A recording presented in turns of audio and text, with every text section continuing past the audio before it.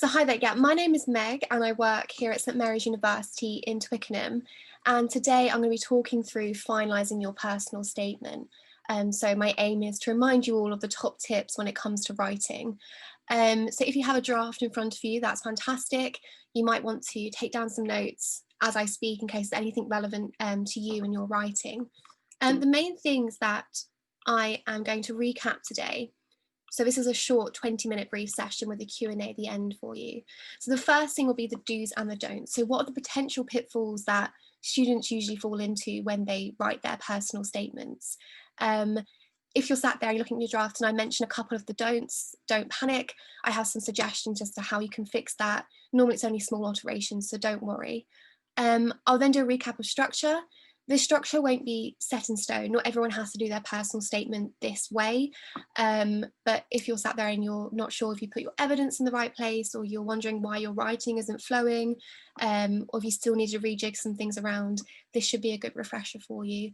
And at the end, I will do a Q&A. So I will stick around as long as you'd like me to, if you would like to discuss specific things in your personal statement. But I'll also provide my email address in case you want to email me across a draft or any specific sentences that you've used. Now, before I start fully with the do's and don'ts, I'm going to show a video. It's about 3 minutes long. If you can't hear it or the internet's bad, I will be recapping the video anyway. So I'll share that for you now.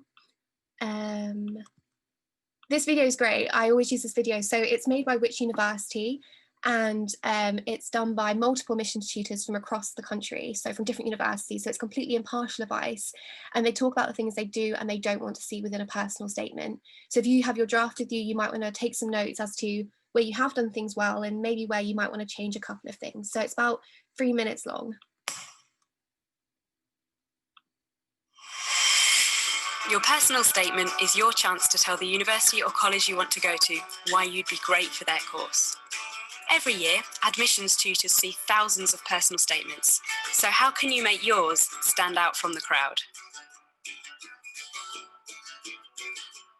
The best personal statements tend to be ones where an applicant can effectively communicate to us and bring a sense of themselves to the applications. I think the thing that really stands out with personal statement is that the applicant has used evidence of their own achievements to support anything that they're saying about their ability. And that's what I'm really looking for. I'm looking for richness, detail and evidence. Don't be ashamed of really being positive about yourself and your achievements. More than anything, you're looking for an application that is truthful and sort of honest to the person. I think the best thing is to see somebody who has a small amount of knowledge of the subject, really enjoys what they've understood. What's important to remember is an opportunity for you to really shine and to promote yourself.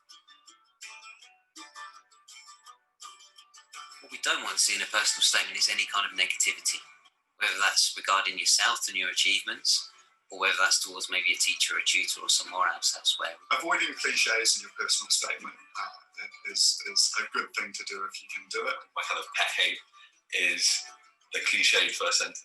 So the classic computer science example I have is where a student says something to the effect of, I got my first computer when I was X years old.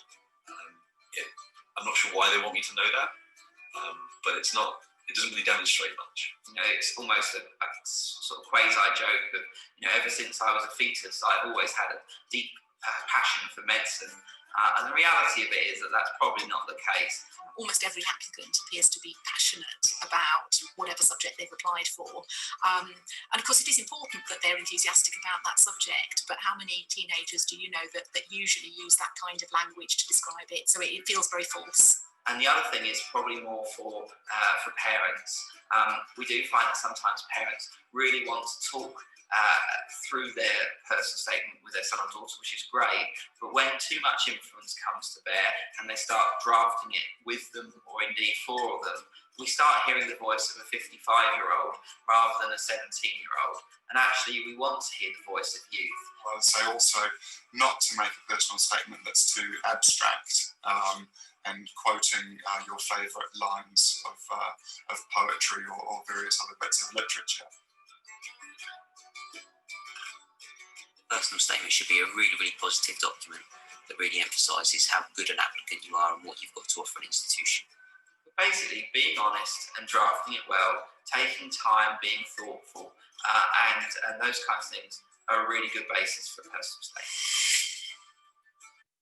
Perfect. Hopefully that worked for most of you. So what I'm going to do now is I'm going to go through those points and recap them for you.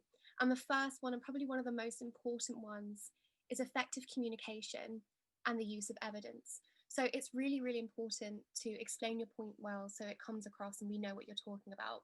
So think back to what your English or history teachers used to say at GCSE if you studied it then, about point evidence analysis or point evidence explain. It's the same technique within a personal statement. So when you look at your draft, have you written your point? Have you given some really strong piece of evidence? And then have you explained why that makes you a good candidate for university? Or have you explained why that makes you excited for university? Or have you explained why that makes you really prepared for university? Make sure you haven't just listed off loads of different pieces of evidence, but you've actually explained that evidence and why it's in your personal statement. The next one's be positive. This is so important. I know it can be hard sometimes to write positively about yourself. I know that I struggle when I have to write CVs or applications, but if you write positively, you'll sound more confident and actually you'll make your work read more concisely. So if you started some sentences where you've put, oh, I don't really know if I like, or I'm not sure about this, remove them and get straight into the positive point that you're trying to make. There's no point kind of beating around the bush about it, just remain positive. Next one, be truthful. This is a kind of obvious one, but you might get caught out. So if you're applying for a degree, which, you know, you have to go to an interview for, where you might have a, you know, if you're going to do primary education, for example, you might have to do work experience for that. So if you lie about the work experience you've done on your personal statement and they ask you about it, or if you say you've read a book and then they ask you about it in the interview, you know, you don't want to be caught out and you might be declined like your offer. So remain truthful, as you don't want to lose a place at the university you really want to go to. Next one, show excitement for your study. When you read your draft, you sound excited to go to university. This is really, really important. The main reason for this is that at university, you have things called seminars, for example. If you don't know what a seminar is, that is where you sit in a class, a smaller class and a lecture, which is normally everyone on your degree in that year. So in a seminar, you will be reading books that your teacher has set and they'll want to discuss that with you. But if you're not excited and no one in your class is excited, that's really dull. So academics want to know that you are actually excited to study your subject. So read back through your personal statement and decide whether you actually, you know, sound excited to study the subject. And finally, detail. This one links into all of them. Have you actually explained the things that you're mentioning? So don't just list off things like, oh, I'm a good team player, I'm independent. Tell us why those things are in your personal statement. Why does that make you a good candidate for university? On to the don'ts. So as I said in there, they don't want to see any negativity. So this includes saying, oh, I didn't like college, I didn't like sixth form, I hate my A-levels, I don't like my teachers. And I know from my own experience for A-levels, it can be really hard to pick out the positives through what is like a really stressful time, especially now. So think about like a module or a topic or even an essay that you've written. It can be something really specific that you've enjoyed and talk about that rather than talking broadly about your experience. Again, that's good because it shows an effective use of evidence. So think of something specific that you've done and use that instead. This one wasn't in the video, but it's equally as important. Have you mentioned a university by name? So if you're applying to 5 different universities, don't, for example, say, oh, I really want to come to St Mary's because then the other 4 universities will feel excluded and be like, well, maybe they don't want to come here. So don't like get in the trap there and make sure you don't mention anything by name. Same with location. This depends, obviously. So for example, for me, I only apply for universities in London. So I could write on my personal statement, oh, I'm really excited to study in London for X, Y, and Z. But if you're applying for somewhere in Manchester and Birmingham and Winchester and Brighton, you don't want to mention one location because again, you'll be excluding other universities. Since a young age, now if you're sat there and you have started your personal statement with a similar sentence, don't panic. My top tip when I read students' personal statements and they've started a line like that, I always say, look at your second or third line in your introduction. Is that just as strong? Can you just get straight into it? Can you start with your second sentence and remove the first sentence where you've said, I've always been passionate about this since a young age? If you have started that and you'd like some advice and you're not sure and now you're worrying, just put a message in the chat and I will help you out there. I'm more than happy to. Make sure it's your own words. Again, this comes down to being truthful, but also don't copy other people's work. So UCAS have what they call a plagiarism tracker. If you don't know what plagiarism is, it's where you essentially copy someone else's work and use it as your own. So don't go on the internet and type in, what's a really good opening line for biology, personal statements, for example. Make sure it's your own words. A lot of universities will either just decline your application and then you miss out on that offer. Some might say, okay, we'll give you a second chance. You know, you can rewrite it and we'll consider your application, but you want to get that offer in as soon as possible. So if you have Googled, you know, best lines to start your opening paragraph, I recommend you change them. And again, I'm happy to help you figure out what could be a good opening sentence for you. And finally, don't make it too abstract. Again, this comes into everything really, just don't overcomplicate it. Say what you want to say. You don't have to use thousands of pieces of evidence or really, really smart words. We have so many personal statements that we have to read that the more straightforward it is, the better it is for us. Okay, so that was a recap of the video. Hopefully those things make sense. I'm now going to put some of those into practice. So one of them is the thesaurus, and this comes into don't be too abstract. A lot of students will go to a thesaurus where you can find a synonym or an alternative word for the word that you've already used to make it sound intelligent or smarter. A lot of this time, this actually just confuses what you're writing. So for example, this is the original text. It says, I remember how excited I was when my mother told me there was a kid my age moving into the old brick house, the one Mr. Bukowski died in. Now, if I took a thesaurus to this, it would read, I recall how energized I was when my matriarch informed me there was an adolescent, my maturity, propelling into the aged brick dwelling, the one Mr. Bukowski expired in. Now that just sounds over the top. Some of that doesn't even make sense, and you wouldn't say it in person anyway. That's not something you would naturally say. So again, if you've gone onto Word and you've right-clicked synonym and you've changed the word because you want to sound smarter, double check that it actually makes sense within the context. Because it's funny for me to read, but it doesn't reflect well on you. Secondly, exaggeration. This one was in the video. So I've wanted to be a doctor since I was in the womb. Chances are that's not true, as they said. So if you've exaggerated, try and be more specific. Plus, we want to know about you in the present. So tell us something now that you like. Tell us something now that inspires you, rather than going back to a time that maybe you can't actually remember and doesn't relate to your experience now. Of course, if you have a really good example of something that happened to you when you were younger, of course, use it. But otherwise, don't exaggerate. Plagiarism. So as I mentioned, UCAS has a plagiarism tracker. So in your heads, or you can put it in the group chat, or the chat rather, if you like, but how many times do you think this phrase was used word for word on UCAS applications in 2015? So I'll read it out. Ever since I accidentally burnt holes in my pajamas after experimenting with a chemistry set on my 8th birthday, I've always had a passion for science. I wonder how many people will get this right if you thought about it in your heads. So the answer is 234 times, word for word. So that's a lot. So if you have gone onto Google and typed in best opening sentences, chances are so many people have done too. So no matter how far deep on the internet you think you've gone to find the perfect personal statement, make sure you haven't copied anything. These are just some examples of the most used opening sentences in 2018.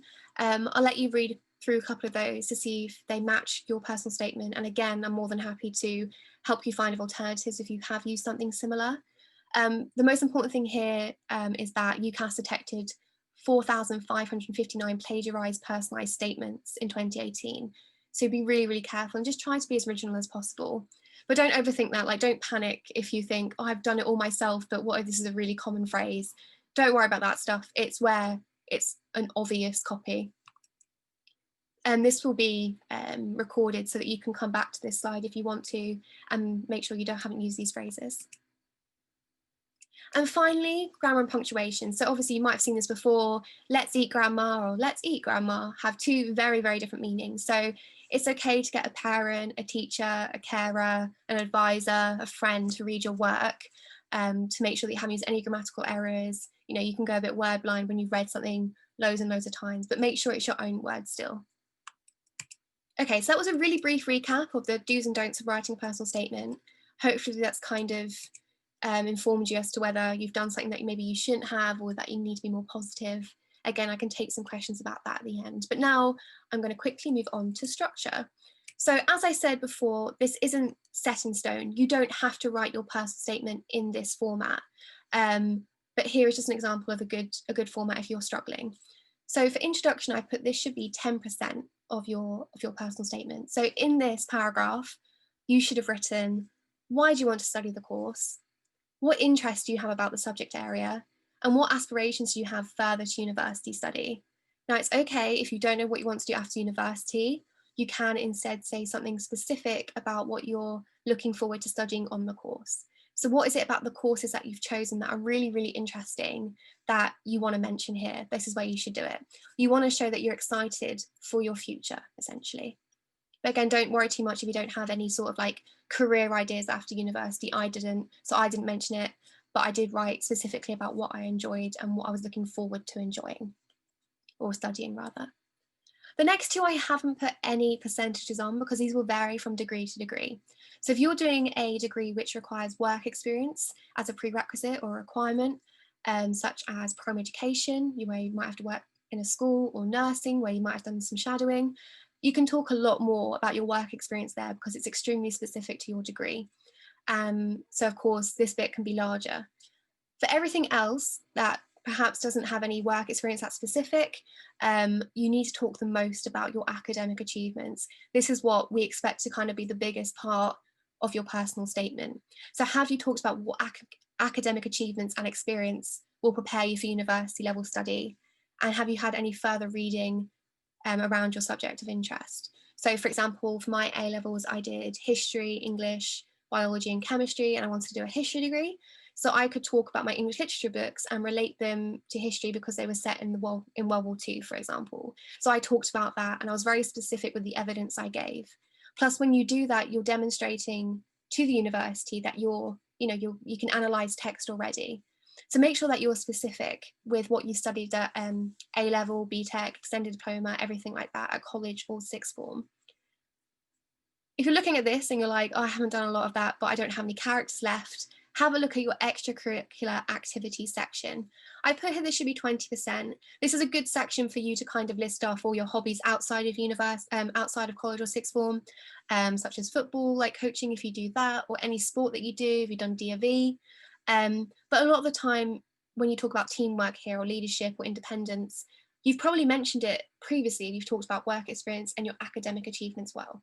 So as I said before, it's good to list 1 or 2 pieces of evidence rather than loads. So if you're over the word count, have a look at your extracurricular activities. Have you just listed off loads of activities that actually haven't told us much? So if you can get rid of some of that to make sure you talk about your academic achievements or relevant work experience. And finally, if your draft does not yet have a 1 or 2 sentence conclusion, I recommend fully that you add it. So in your conclusion, you should have a brief summary of why should I be offered a place? Why am I the perfect candidate for the university I'm applying to? You need to leave admissions tutors with a great impression. So, for example, you could literally just write why you're excited for university, or you could write it only has to be 1 or 2 sentences. And if you're struggling with that, again, I'm more than happy to help you.